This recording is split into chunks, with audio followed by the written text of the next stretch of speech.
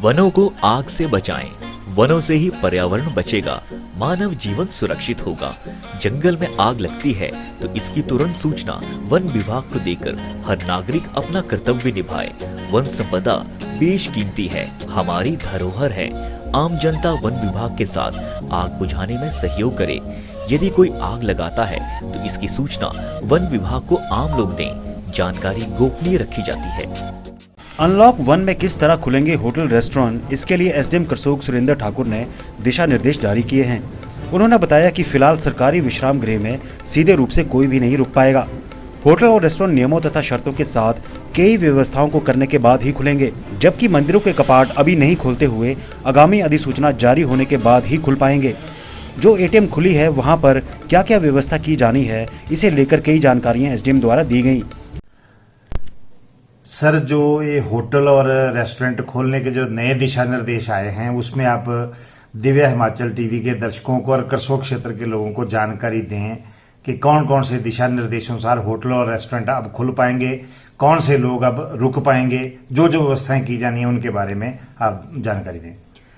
Department of tourism द्वारा एक विस्तृत एसओपी जारी किया गया है कि जितने भी हमारे होटल हैं, रेस्टोरेंट्स हैं, वो खुल रहे हैं, और परंतु उनके साथ बहुत सारी शर्तें हैं, क्योंकि कोविड-19 के चलते उनको इन शर्तों को मानना और इन शर्तों पर अमल करना बहुत आवश्यक है। तो जितने भी हमारे होटल्स हैं, रेस्टोरेंट्स हैं, सभी को खोलने की अनुमति दी गई है, और ओनली जो हिमाचली रेजिडेंट्स हैं उनको वहाँ पर रखने की अनुमति है। वो हो सकते हैं बहुत सारे बिजनेस प्रोफेशनल्स हो, किसी काम से आए हो, और जो आउट ऑफ स्टेट वाला टूरिस्ट है उनको अभी रखने की कोई अनुमति नहीं है। और जो अनुमति दी गई है उसमें प्रॉपर 60% अभी इसके साथ खुलेंगे, सोशल डिस्टेंस मेंटेन होगा, और हर दिन सैनिटाइज करना पड़ेगा, और जितना भी स्टाफ है होटल का उसको प्रशिक्षण दिया जाना बहुत आवश्यक है। और उनके लिए भी जिस ढंग से वो गेस्ट से इंटरेक्ट करते हैं तो कम से कम 2 मीटर की दूरी से ही इंटरेक्ट करेंगे। डाइनिंग हॉल के लिए स्पेशल इंस्ट्रक्शन है कि डाइनिंग रूम में वही व्यक्ति बैठेंगे जो एक साथ आए हो, और या एक ही रूम में रहे हो, या एक ही फैमिली से रिलेटेड हो, वही व्यक्ति इकट्ठा एक डाइनिंग रूम में भोजन कर सकते हैं। इसके अलावा कोई दूसरे टाइम स्पेन में आए हैं, या फिर अलग पार्टी के रूप में आए हैं, या अलग रूम में रह रहे हैं, तो उनको आपस में इकट्ठा डाइनिंग करने की अनुमति नहीं है। और सैनिटाइजेशन के लिए प्रॉपर सरकार द्वारा कि हर दिन सैनिटाइज होगा, पूरा होटल सैनिटाइज होगा। जहाँ भी ऐसे जिस होटल में या जिस रेस्टोरेंट्स में टूरिस्ट रुक रहे हैं तो वहाँ पर सैनिटाइजेशन का प्रबंध किया जाए। कॉमन टचिंग पॉइंट है, जो हैंडल्स है, और बहुत सारी जो कॉमन यूज वाली जो भी कहीं हैं, डाइनिंग हॉल वाली कुर्सियां हैं, तो उनको भी सैनिटाइज करने के लिए दिन में 2 बार सैनिटाइज करने के लिए निर्देश दिए गए हैं। तो इन्हीं सारी जो सरकार की गाइडलाइन है इनके तहत ही खुल सकते हैं। और हर होटल के लिए प्रॉपर लॉग बुक रखना होगा, कहाँ से आया है और किस टाइम में यहाँ निकला है, कोई सिम्टम तो नहीं है। अगर ऐसा होता है तो उसको डिस्ट्रिक्ट सर्विलेंस ऑफिसर या लोकल एडमिनिस्ट्रेशन को उसको सूचित करना होगा। सर, ऐसा बताते हैं कि जो व्यापारिक दृष्टि से जो लोग आएंगे वो होटल या रेस्टोरेंट में जो भी व्यवस्था है वहाँ रुक सकते हैं।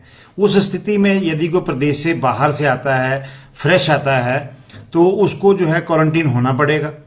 प्रदेश से बाहर से कोई भी व्यक्ति आता है, चाहे बिजनेस पर्पज के लिए आए, चाहे किसी भी पर्पज के लिए आता है, जब वो यहाँ आता है तो उसे 14 दिन जो क्वारंटीन के लिए है वो उस पर भी वो इंस्ट्रक्शन लागू होती है, तो उसे भी क्वारंटीन रहना ही पड़ेगा।